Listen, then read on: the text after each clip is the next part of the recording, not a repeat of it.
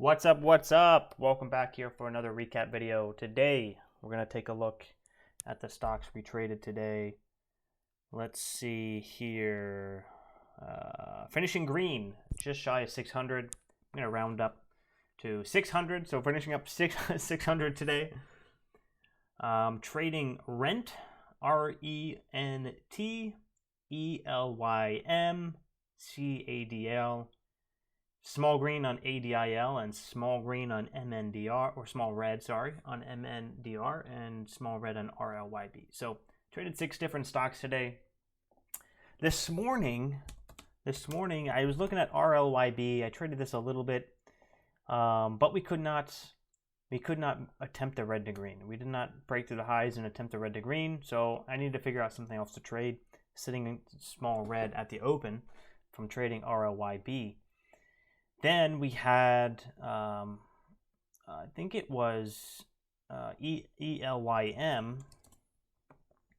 ELYM pops up, and I start trading this thinking maybe we could see a break through the high, the pre-market high. I catch a dip here, small profits, but we don't continue to the high, so I ended small green on that. ELYM, 60 bucks. Then we have Rent popping up. Rent starts popping up, and I start trading it in this area really early in the move.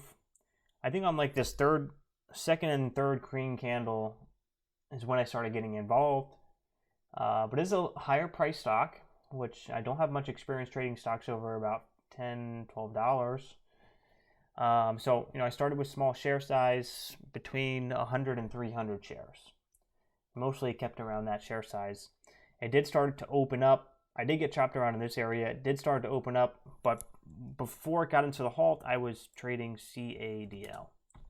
CADL, this here, and looking for the breakthrough the high, which could not result in a strong move. So I missed a lot of Rent because of that. But after resumption, let's see here. After the resumption, we continued higher. You can take a look at the trades here. This was actually a pretty decent stock. It was a bit bigger spread at times, but if you could manage the spread, a lot of the times you were getting some decent trades. So yeah, trading smaller share size for the most part. But, quick scalps on dips was the way that I was trading this. So quick scalps on dips, here off the low at 15.14, out at 15.22, 1,000 shares. So that's, 67, 80 bucks. 80 bucks there, break even there for 2,500 shares. Then trying to catch the curl up through here, what looks like it's break even. Got a nice maybe 20 cents trade there. Then we started consolidating again. And in this area, I was really looking for the next move to the downside. I was looking for a washout. I wanted to see longs get washed out here and then for it to show strength. That's what I was looking for. But we never ended up getting it. And then once I started to see that round bottom, once I started to see this rounding of this bottom, that's when I started to get trading more towards the highs and looking for the break of this pivot.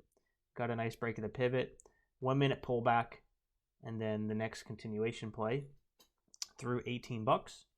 So pretty decent there. And I did not trade this area too well, but once it started pulling away and started getting into the halt up, once we got to the halt up, we resumed, and we had a nice dip and rip trade. I made about $1 a share on this dip and rip trade, which I can show you guys today for the YouTube.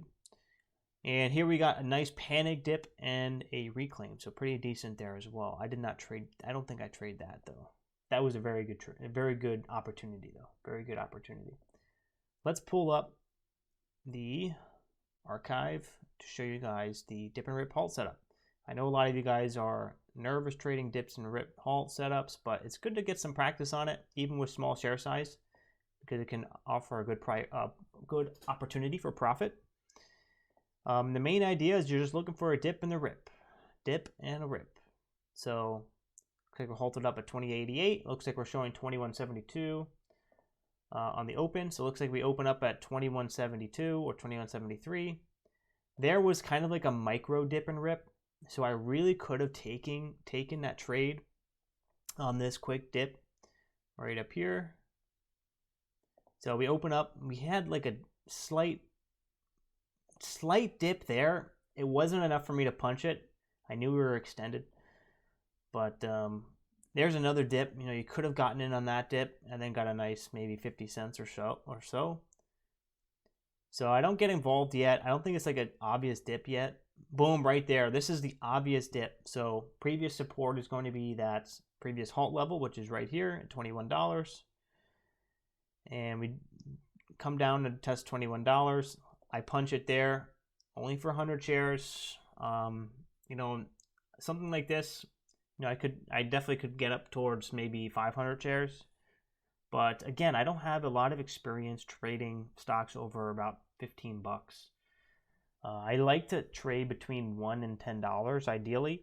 Over $15, I need more practice. Because stocks like this don't come around every day or every month, so it takes me a little bit longer to really to get experience with these types of setups on the higher price with the larger spread and managing your risk.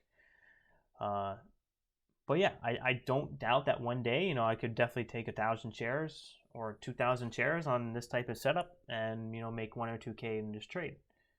But today I just really wanted to get focused on getting the practice and the repetition on these types of stocks. Prior to Dash Trader, I really didn't trade anything over 10 bucks because of the ladder. The ladder is not good for stocks over $10 because it's hard because the spread and the bid and the ask are like off the screen. So it wasn't until I got DAS that I started to get a little bit more active trading these types of stocks, which is understandable. But for you guys, you know, if you're nervous trading these types of stocks that are more expensive, wider spreads, just practice on small share size, 1 share, 10 shares, and then, you know, slowly increase it from there as you get more comfortable. So yeah, I jumped in there at 21.10, out at 22.27. So nice dip and rip setup out of the halt. That is the halt setup. So here is also a nice panic dip. I should have gotten in here. And should have got in there. Extended dip buy. $2.50 of an extended dip buy. I need to be long all day right there at 20 bucks. I got to be long all day. 1,000 shares. I need to be 1,000 shares. 700. That would be 700 bucks right there. The bid showing. That's if I get filled in the bid, which likely I get filled in between. It's probably looking at like an $800 trade if I was in 1,000 shares. But all in all, you know, pretty decent day. I can't really complain. 579 bucks. Doing pretty decent on the week so far. 4 green days. Hopefully we come in tomorrow, see something nice and juicy, and we can finish the week with a full green week. What else do we have? We had CADL was the other stock. No, was it? Yeah, CADL was the other stock that I traded that I did decent on. At the open, I was at, this stock I actually traded the biggest share size I've traded in a long time. So 3,000 shares. I was in 3,000 shares here at 84, getting out for break even at 85 or 84.29 out at 85.5. So pretty much a break even trade at 3,000 shares. 3,000 shares holding at once on a $6.80 stock. So that's like $20,000 of a position. Pretty big. $20,000 position is definitely a big share size for me. Usually, you know, I'm around $10,000 on big size, but, you know, pushing it up, which is good. You know, at least I had one trade today that I really, you know, put my money where my mouth was. And in a different market, you know, or in a different time, this, you know, breakout 1 minute pullback continuation setup, you know, I could have maybe made 10 or 20 cents or 30 cents on 3,000 shares. That's $600 to $900. So, you know, in with some, you know, I'm putting money where my mouth is, which is important. You know, on the good setups, something that looks good, got to put your money where your mouth is. But yeah, CADL didn't end up continuing. I did end up getting some small scalps and smaller share size in this area. And then again here midday for the midday breakout, kind of just scalping dips for a couple cents, scalping dips for a couple cents, recycling shares. And this is more of like a range trading type of strategy here. Not so much momentum, but kind of just focusing on the dips, reading the level 2, reading the tape, price action scalping, and kind of just taking my 1 or 2 cents when I get it, and just slowly adding up into some decent profits. So up 579. The statistics, I didn't upload my trades yet, so I don't know the statistics. Maybe we should do that. I don't know. Or we can skip that for today. But yeah, I mean, no super outsized winner today, I don't think. Kind of just good gains adding up on rent.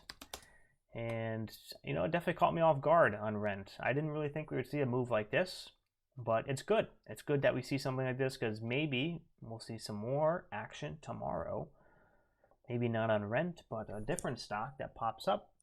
And Wildcard Friday could end up being a decent green day. So looking forward again to tomorrow so we can get green and then enjoy the weekend. Feels like this week has just flown by. I don't know if it's just me or if you guys are also noticing this week, man, just flew by. I feel like we just started the week. I feel like it was just last weekend. It's crazy. I feel like time is going by a lot faster for some reason. But yeah, I mean, we gotta chase our dreams, man. Nobody's gonna do it for us. No one's going to do it for us. We're all going to die. As sad and depressing as that sounds, we're all gonna die. So, you know, whatever you want to experience, don't let anything stop you in this life, in this world. If you want to experience anything, if you want to be a successful trader, if you want to travel the world, if you want to be a digital nomad, if you want to have the freedom of whatever you want, or buy a car or something, whatever you want, whatever your dream is, whatever your goal is, nobody's going to achieve it for you, and it's all up to you, and you're going to die. So you know, don't waste your time. Don't waste your time. I mean, and especially, not only are you going to die, but if you're lucky enough to be watching this and you're under the age of, you know, under the age of 50 or under the age of 60, you're young enough to be able to get around. How many years do you have able to get around and you know, do those types of things and enjoy it, and not, you know, have to be worrying about your aching back and limping your way around, you know? So, and if you're watching this and you're in your 20s, my God, you know, I mean, I'm in my late 20s, but for the guys my age and younger, we're not going to be young forever. We're not going to be young forever. We got to take advantage of it. Got to take advantage of it. And, you know, if there's something you want to do when you're young, got to go for it. Don't have any regrets when you get older. So that's my little reminder for you guys today. Just a little bit of a wake-up call. Always remember, we're going to die. So with that, I will take off into the distance. And I'll see you guys tomorrow for Wildcard Friday, where we can get some big green. All right, take it easy. If you guys are new, hit that like button on the way out. And also, wow, looks like rent is popping up here. Maybe we might get something after hours. That's possible. But yeah, if you're new, hit that subscribe button. If you're still watching, hit that thumbs up button, and I'll catch you guys later. Peace.